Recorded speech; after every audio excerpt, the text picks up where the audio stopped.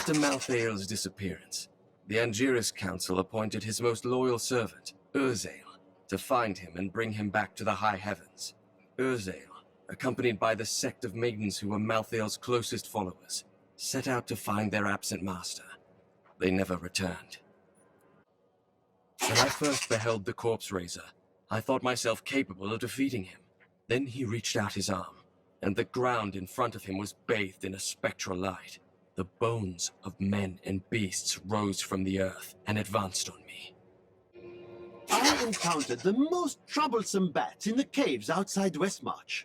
My companions and I had sheltered there with the intent of organizing my many records, when the miserable creatures appeared and tore several of the scrolls to pieces. Truly, the world shall be a poorer place for this lost wisdom. All know the reputation of the exorcists of Westmarch. Those spiritual warriors specialized in removing demonic possession. By custom, they arrive in darkness, clad in cloaks as black as the night that conjured them. They work in secret, extracting the demons that dwell within their subjects. Now, Malthael has turned them, and they roam the city in their inhuman forms, stripping the souls from all they encounter. Any other archer would have fled as I charged, but this one stood its ground, staring down the arrow shaft through lifeless, empty eye sockets. Even as I swung my blade to take off its head, the thing loosed another shot. How can we fight an enemy that has no fear, nor thought for its own self-preservation? The Revenant Shield Guards were once the personal guard of King Justinian IV. Appointed to the position for bravery and skill at arms, they accompanied the king at all times, resplendent in their ornate armor, wrought by the finest craftsmen in Westmarch. But most spectacular were their shields, which they unerringly employed in the protection of their king. As Malthael has imbued them with the ability to sense the living, Revenant archers do not rely on their vision to find their targets. There is no place safe from their sightless gaze. They will find you through stone, wood, and even the ground itself. And once they have their quarry, they do not miss. The shadow touched me, and darkness spread across my vision until all I could see was blackness. It gave way to a pale light that sapped my strength. It seemed so easy.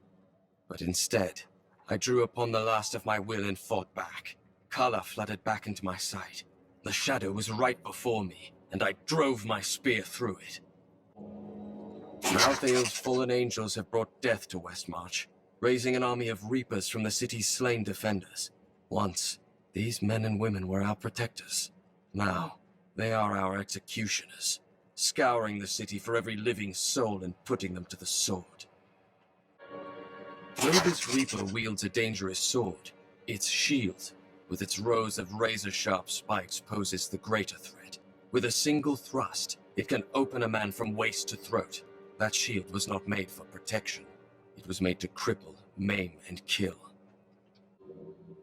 I watched in horror as the guard was struck by the maiden's magic. I heard the sound of his screams until his flesh had dissolved to nothing, and only his armor-clad skeleton remained, his jaw unhinged. Blue mist swirled around his bones, coalescing into new flesh. When at last I cut him down, the phantasmal flesh exploded, leaving only a pile of armor behind. I consider myself an expert on all matters concerning boggits. The boggit itself is a small, odd creature given to foraging and burrowing. Under normal circumstances, it fears humans, but it can be incited to great violence when under the influence of magical objects. Rings in particular seem to excite them. The Tusk Boggan is a ferocious, hulking beast with an exceedingly bad temper.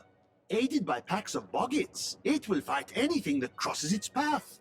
Invariably, some of the boggits will die, but the survivors are rewarded with scraps left over from the boggan's prey. If only my assistants would work for so little. The boggan trapper's snares are surprisingly effective, though I have no idea how they learned to fashion them. Most of the boggan's feeble intelligence seems to be centered around killing and eating, and in this respect, their efforts are admirable. Perhaps I should hide one of these snares near my tent when I'm sleeping. I had believed my new assistant was the noisiest creature in the world, but that was before I discovered the Shrieking Terror. This bat-like monstrosity produces the most ear-splitting racket imaginable, and furthermore managed to make my assistant scream even louder.